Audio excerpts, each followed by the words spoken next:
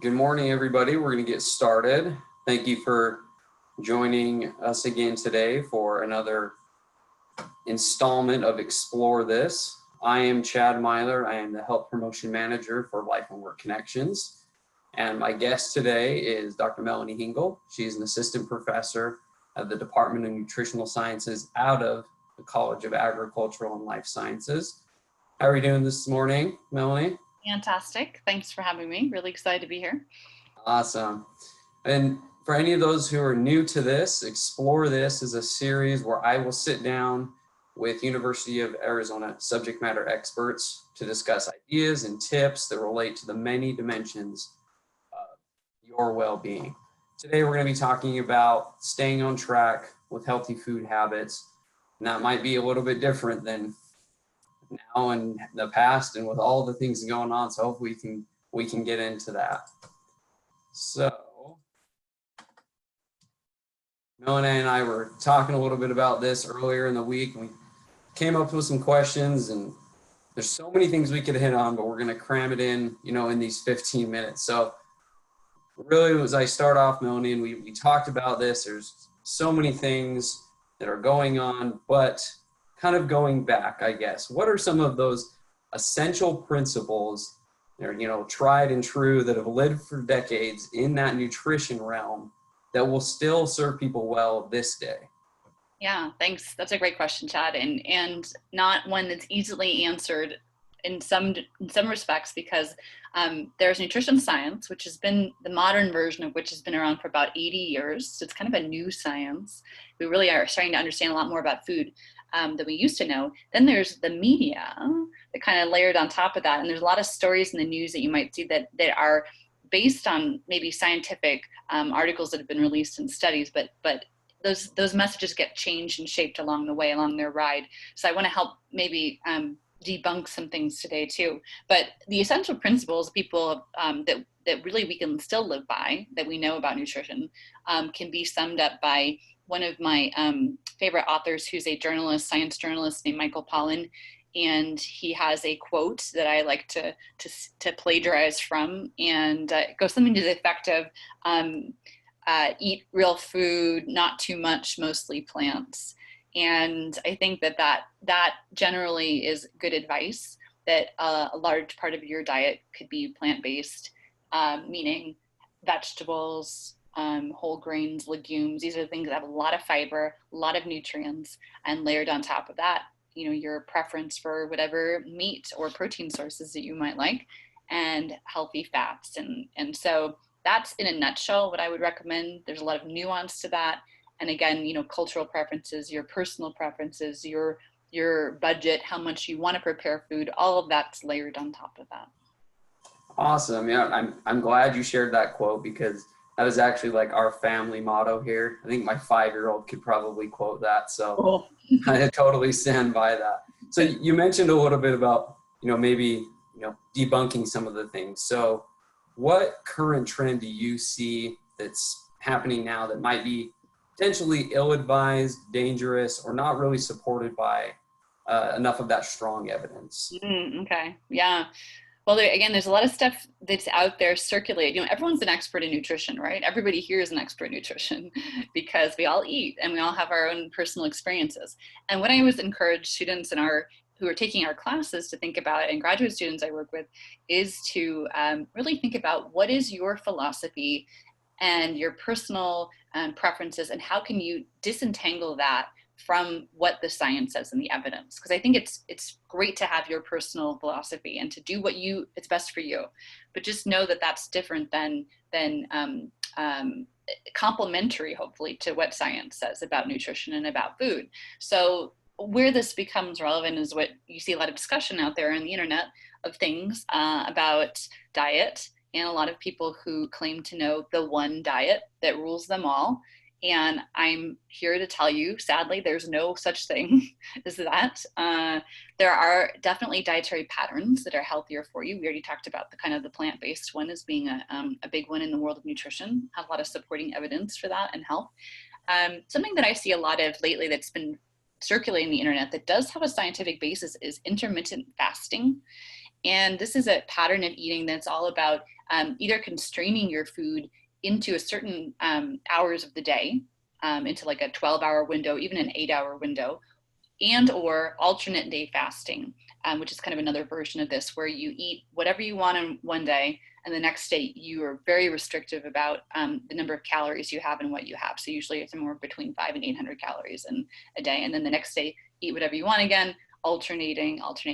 And the rationale behind this is that, well, it'll help you with weight management, because even on the days you can eat whatever, you really can't eat a ton of stuff. You can only eat so much, unless you're making it your job. And even then you can still only eat so much. And so there is some evidence that it does help metabolic function to eat to the intermittent fasting, and we're not entirely sure why.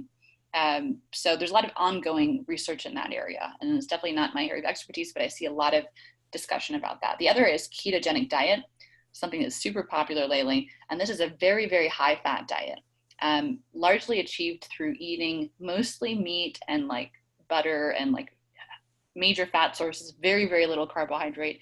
This has also been shown to help people improve metabolic function, but it's really different based on your genetics and your kind of personal health conditions. And so I would never recommend this is a good thing for people to do. It's very extreme. It's very hard to maintain.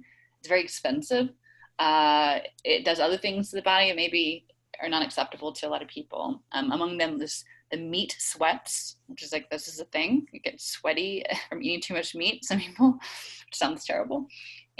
Or like really bad breath because you're in ketosis. And so this is associated with kind of off-gassing of like these organic compounds in the body from ketosis. So anyway, I'll put a pause on that. But I think both of those really, they do have root in science, both of those trends. But the way they've been discussed and shaped by the popular conversation has kind of altered the way that people implement them. So I feel like if you need science-informed advice, go see your professional registered dietitian, nutritionist, which I know you have at least one I know of in life work and maybe more. So. Yeah, definitely. Man, I'm glad that you brought up the one diet to fix them all and everything. I listened to a podcast, and one of my favorite things they always say is, the body is complicated, food is good. Find out what works for your body. You know, there's going to be so many different things that we have going on. So thank you for sharing that, definitely. So I think about, we've talked about some of those tried and true and some of these big, larger things. So kind of thinking more in terms of what's going on today and where we're at right now. Mm-hmm. Many of us have been working from home, hunkered down at home, whatever phrase you want to use right now, for over a month. And I'm asking for a friend, not me, but those animal crackers are starting to look more appealing to steal from my 5-year-old. So what are some ways that we can maybe avoid those junk food pitfalls while we're, really working from home? And yeah. Ooh, this is a tough one because it involves behavior change as well. And so whenever you get that, there's multiple angles you can kind of approach this, and it involves kind of habitual behavior maybe too. So this has been a real challenge for people that are working at home. And a lot of people are in suboptimal kind of working conditions where they're right next to the refrigerator, or they have to pass by the refrigerator. Or like you said, you got your kiddos at home. And so they're eating stuff, and maybe you pick up one here and there. It's helpful to first have that awareness. So, you just said, Chad, you're aware of this is a thing for you and a challenge. And then after that, take a look at, what are your goals around this? Or what would be the rationale for trying to change some kind of a behavior? If it really does bother you and you want to change it, in that case, there's a couple of things you can do. And one of them is change the environment, because the environment we live in has a lot of contextual cues to eat. Or to do certain things or not. Think about all the habits you have typically. And that's for a good reason, because if you had to think about every single food that went into your mouth all the time and agonize over it, and it's very cognitively taxing. And we just don't have the bandwidth for that. And so we automate a lot of these lifestyle behaviors that we get involved in, sometimes for the good. If you go out and your first step of the day is out the front door to go exercise, that's probably a good habit. If it's a lot of animal crackers, here and there, a handful when you're passing by where your kids are, maybe not as good in the long term. So habits take a while to develop. About 10 weeks is what the evidence says, the literature says about that. So if you want to establish a new one, that's about how long it takes. And also to break an old one, if you want to get rid of an old one. And the best way to supplant an old one is to do the environmental shifts So, you know, that could be anything from restructuring what kinds of foods are available to you in your house. It's really hard when you're cohabitating with people because they have their own kind of preferences and routines and everything. So coming together as a family is really important. And I know that's not always easy to do. So having support people in your home and thinking about as a family or as a cohabitators, how would you want to restructure the environment to be really supportive of whatever that habit is? And then working on that for a while. It takes about 10 weeks of context specific repetition to establish a new habit. So don't give up if it hasn't happened after just a few weeks, but that monitoring you're talking about is like totally the first step, is really understanding where you're at. That, you know, it's just tough right now. So that's the best advice I have, I think, in terms of, you know, thinking about habits and your routines, especially now. Yeah, definitely. Well, I'm glad you shared that 10-week information with everyone, because, you know, as we know, and messages that, you know, we're probably not going back to the office till at least July 1st. That's about 11 weeks from now. So everybody, we can get back on track today and dump the animal crackers or whatever you need to do. So we have time. We'll get there. So that kind of then leads me into the next question. You know, what are some resources for people to find some of those nutritious, inexpensive meals that maybe can be prepared quickly with little to no ingredients? Not no ingredients. I wish that was the thing. Gosh. You know, something I've recommended that people do in the past is if they're into cooking. So there's different kinds of folks out there, you know, and I don't want to, this is the time you see all these memes about people cooking in blogs, you know, oh, now I'm a chef and I've made all this baked goods, and which is fantastic. So if you have the motivation to make things at home and the ability to do that and the resources, go for it. I know a lot of people are not in that position because they either have a higher work demand or they're home with people they not usually home with. Their whole routine's been thrown topsy-turvy. So I personally look for 30-minute meals or less. And that's my goal now. During this whole time I've been at home, I do not have more time. I usually do cook a couple times a week and then have leftovers. So it does take some planning ahead. I really encourage people to plan ahead for the week and have your, you know, get your shopping list just very practically. Get ingredients, a foundation of ingredients in the pantry that will let you do many things, like, you know, canned tomatoes or legumes. These things go in a lot of other things as ingredients. And so kind of sitting down with a plan can help you with that. Using some frozen convenience foods to complement the fresh stuff. This is something that is really good for quick meals, because a lot of quick meals are not necessarily as healthy, but they can be if you complement with like bags of vegetables or have a lot of stuff on hand that's kind of ready to crack open. But yeah, it's a tremendous challenge, and budget is a problem too. You know, so people are really concerned about their finances right now, and so eating on a budget is especially important. And in fact, you can save money eating at home versus eating out. So I would definitely encourage you to do that, and you'll probably have better nutrition as the result of it. But I know there's a trade-off with time. So there's an extension group, cooperative extension group called the Guardian Kitchen, and they have really great set of recipes free to the public. It's a free program on their website, and I can send that to you, Chad, if you want to disseminate it as one U of A resource that you can go to. And they're always very budget conscious and understanding that people are coming from a lot of different places skills wise with regard to cooking. So I would start with there, but look for these 30-minute meals. I mean, that's take the burden off yourself. You're not going to be a you know, amazing chef all of a sudden because we're all stuck indoors for a couple of months, and that's okay. Yeah, absolutely. I've been surprised how many of my friends are now my chef friends now because of what's going on. But, you know, we hit the quarantine bingo the other day because we got a sourdough starter. So we're ready to go. Very cool. Yeah. But some resources that you've shared. And this is a question that I ask all of my interviewees on this series, kind of wrapping things up here in the last minute that we have.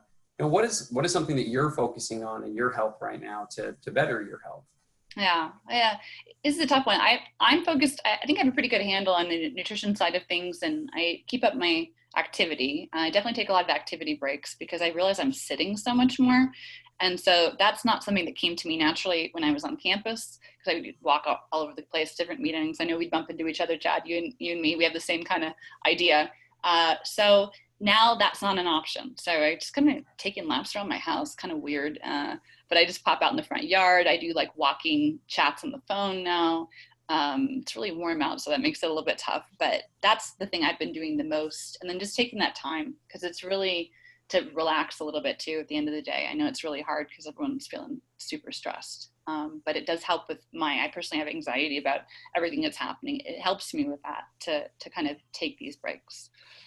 Awesome. Awesome. Well, thank you again, Melanie, for sharing that and sharing all the other tips and ideas from us in the chat. We've shared how to stay connected with us, LifeWork Connections. I saw also the link to the garden kitchen, Yes, so you can you. find out more information there. But please stay in touch with what we're doing. We'll be doing another one of these next week, and make sure to stay in touch with what LWC is doing. And thank you again, Melanie, and thank you, everybody. Be Yeah. well. All right. Have a good day. Thanks, guys.